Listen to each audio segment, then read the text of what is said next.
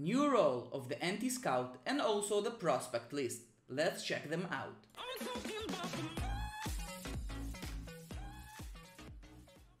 Hey guys, it's Uncle Mish and today I want to talk about the recent anti-releases. We have a new role, the anti-scout and also the prospect list. Last season we had the previous anti-release with the assistant coach and training pages. And right now the HCs are making the national teams even more transparent and the community more involved with these features. So let's talk about this, the anti-scout and the prospect list. What are the implications, what are the benefits, and also what problems could occur from those two features.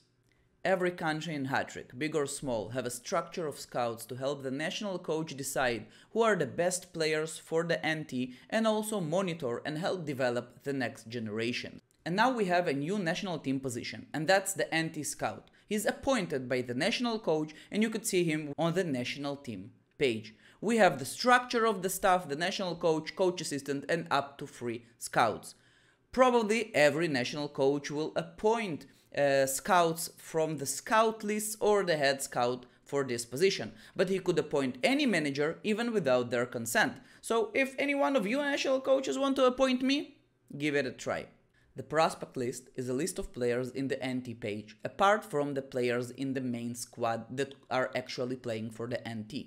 The prospect list could contain up to 150 players, and a player must be in the prospect list for at least a week before being called for the NT, apart from the first 2 weeks after each election where the coaches could call anyone immediately.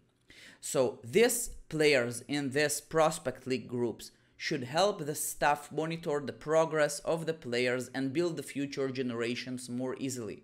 They could sort the players by positions, ages, and newsletter the managers with training instructions.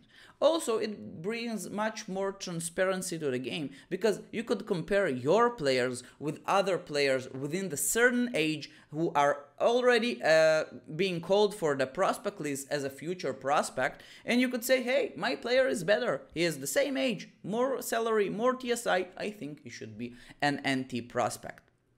And also it helps to protect the players.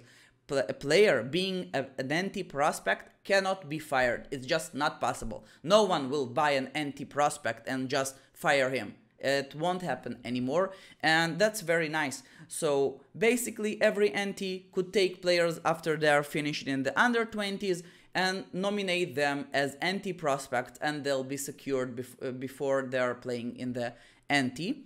Same for the under 20. They could nominate 17-year-old, 18-year-old, 19-year-old as under 20 prospect, and they would be safe to train for the whole time. I love the new release, anti-scout and prospect list. And still, this new feature might have a few problems and even future exploits. And we should talk about this so those things could be fixed. There is a very interesting ongoing discussion on the main forum, anti-scouts and prospects. A lot of anti-coaches, under 20 coaches, staffers, assistant coaches, scouts, and experienced managers are pointing out a lot of interesting and important things. So let's start. First of all, the number of scouts. Every big country sort their scouts by position, at least, and with a head scout. So we are limited only for 3 scouts. And the HTs probably should increase the amount of scouts from 3 to 5 or 6. Then it's the problem with double scouting. It's not possible to be a national coach for one country and a scout for another, even an assistant coach and a scout, or even scout for 2 different countries, or even an under 20 and an NT. But the problem is that the amount of managers who are willing to spend their own time and volunteer as scouts for countries, big or small, are not that big. And a lot of those managers are sincerely scouting for a few countries. And if we won't give them the ability to be called in the official role of a scout, they'll have limited access and will have to continue to do their work outside of Hattrick. So that's another thing that probably should be fixed. Then a small feature. The prospect list, it protects players from being fired, but it doesn't protect players from bot teams. So if a player is already on a bot team, he could be called for the prospect list but never be appointed for the national team. Right now, if a player was in a bot team, he wasn't be able to call for an NT, and maybe something need to be done there. And if a player is already in the prospect list and his team is becoming a bot team, maybe he should be released for the transfer market. Next problem is the fog of war. It's a period of time before an official match for the NT would start, when all the NT features are clouded. You cannot see the team spirit, team confidence, and even the players on the NT squad. But what happens when you add that prospect leads to the mix? A manager could go to his rival team and check out all the players on the prospect list, and then go to each of the players' page. When a player is playing in the national team, you'll see this sentence, also part of a national team. But during the fog of war, this sentence will disappear. On the other hand, player that is only a prospect will still have his line prospect for an NT even after the fog of war. So a manager would know that the player is still in the prospect list, but he doesn't have this line. This means he was called to the national team and maybe would be part of the game. So it's next level, and still it's a thing that might ruin the fog of war and give information that wasn't needed to be available. So either you delete this line during the fog of war even for the prospects, which will make things fair, or think about a different solution. Another good point was the potential overpricing of prospect list players who are on the transfer market. We all know managers will pay more for players with a flag. Under 20, national team, past experience, you name it. The price for players with a flag to their name will be higher. But think about this. Prospect list. There are no repercussions for calling players to the prospect list, and staff members, assistant coaches, scouts could call any player they want that are on the transfer list to the prospect list. That will add this feature of a prospect to their name, and managers potentially could overpay for those players. And that won't be fair. There are no repercussions for this. Calling and dismissing players from the main squad will eventually end up with team spirit loss, and competitive campaigns might be ruined by this. But only calling players for the prospect list, nothing will happen there.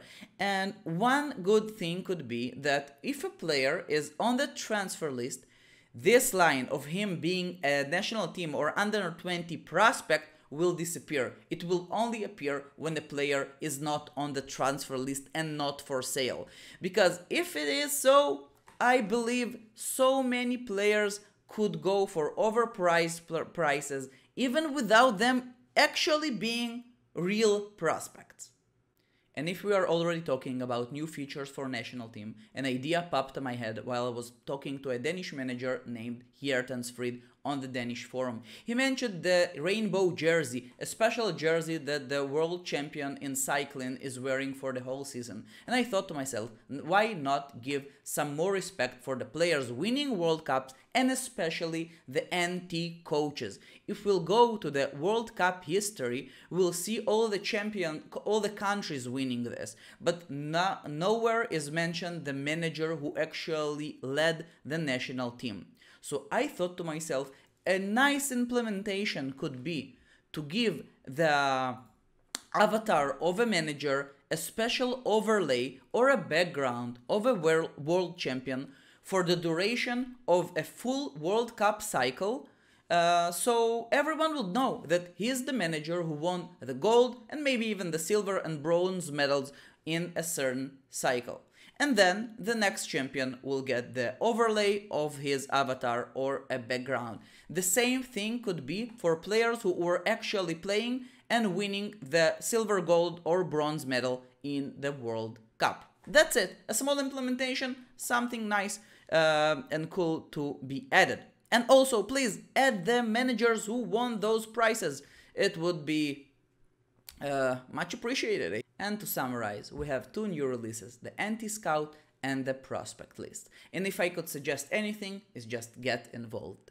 Check how your players are standing in comparison for other players in the prospect list in the same group age, and also if you are interested, you could suggest yourself as a future NT scout. Talk to the staff, the national coach, and get involved. You could help your country scout for future generations and help developing the future players that will be playing in your national team. And maybe it's your first step on the road to become the next national coach. What do you think about those releases, the benefits and the problems? What did you think about my idea with the overlay and the background for the players and coach playing and winning medals in the World Cup? And what one suggestion would you add for a future release of the national team?